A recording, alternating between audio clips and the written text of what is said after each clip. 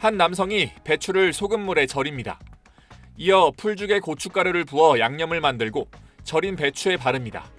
중국의 한 인플루언서가 농촌을 배경으로 올린 김치를 담가 먹는 영상입니다. 영상엔 중국 문화, 중국 전통 요리라는 태그가 달렸습니다.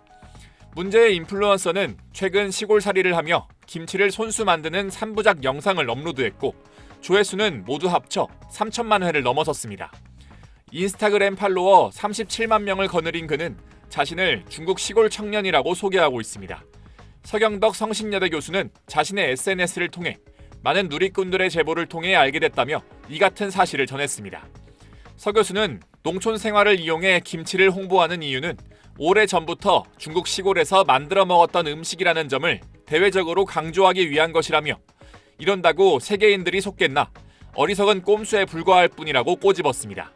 실제 문제의 영상에도 이건 김치가 아니냐고 지적하는 댓글들이 달리고 있습니다. 서 교수는 지난 2021년 김치를 담그는 동영상에 중국 음식이라는 해시태그를 달아 무리를 빚었던 중국 스타 유튜버 리츠치의 사례도 언급했습니다. 당시 구독자 1,400만 명을 보유했던 그 역시 농촌에서 배추를 소금에 절이고 고춧가루 등으로 만든 빨간 양념을 묻혀 김치를 담그는 모습을 영상에 담았습니다. 서 교수는 전 세계가 한국 문화를 주목하고 즐기다 보니 중국인들의 열등감은 날로 심해져가고 있다며 우리가 이를 역이용해 더 세련된 방식으로 우리 문화를 널리 알려가야 한다고 주장했습니다. SBS 배성재입니다.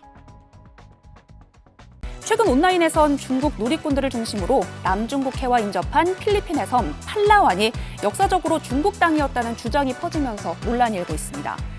중국 소셜미디어에 지난 1월부터 이 같은 내용을 담은 게시물이 올라오기 시작한 건데요.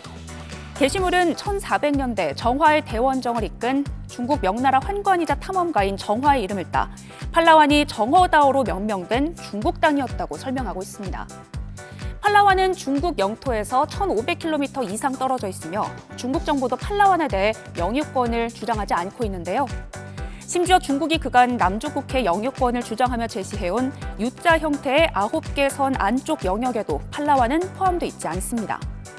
하지만 이런 주장이 꼬리를 물듯 이어지자 최근 필리핀 국가역사위원회는 성명을 내고 고고학적 자료에 따르면 5만 년 전부터 사람이 지속적으로 거주해온 팔라완에 중국인 인구가 영구적으로 정착했음을 뒷받침하는 증거가 없다고 밝혔습니다. 사인을 접한 누리꾼들은 애도 아니고 우기면 다 내 땅이냐, 역시 생각의 보법이 다르다, 남의 일인데 남의 일 같지 않은 이 기분 등의 반응을 보였습니다. 최근 인터넷 백과사전 사이트에 중국 만리장성에 대한 역사 왜곡이 심각한 수준에 이르렀다는 기사입니다. 위키피디아에 올라온 중국 만리장성 지도입니다. 만리장성의 동쪽 끝이 북한의 평양까지 이어진 모습이죠. 서경덕 성신여대 교수는 세계 곳곳의 한인들로부터 만리장성 왜곡에 대한 제보가 잇따르고 있다며 위키피디아의 만리장성 지도가 각종 SNS를 통해 무분별하게 확산하고 있어 우려된다고 지적했습니다. 1987년 유네스코 세계문화유산으로 등재된 만리장성의 길이는 약 6,352km로 추정됩니다.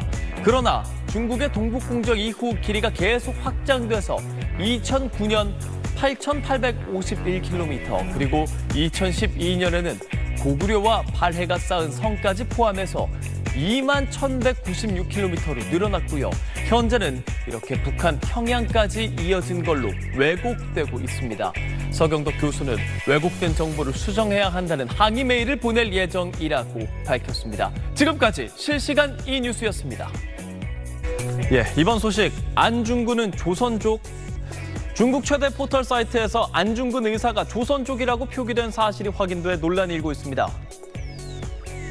중국 최대 포털 사이트죠. 바이두 백과사전에서 안중근 의사를 소개한 내용입니다. 그런데 안 의사의 민족이 이렇게 조선족이라고 표기되어 있는 걸 볼 수 있습니다. 서경덕 성신여대 교수는 바이두가 시인 윤동주를 지난 몇 년간 조선족으로 명시해왔다며 최근 바이두를 검색하던 중 안중근 의사도 조선족으로 표기한 걸 발견했다고 설명했습니다. 그러면서 대한민국의 독립운동가들을 중국의 인물로 만들려는 동북공정의 일환이라고 주장했는데요. 서 교수는 지난 몇 년간 윤봉길 의사, 이봉창 의사와 관련해 바이두에서 민족을 조선족으로 표기한 걸 발견하고 꾸준히 항의해서 윤봉길 의사의 조선족 표기를 없애는 성과도 있었다며 체계적으로 준비해서 대응한다면 역사 왜곡을 충분히 막아낼 수 있다고 덧붙였습니다.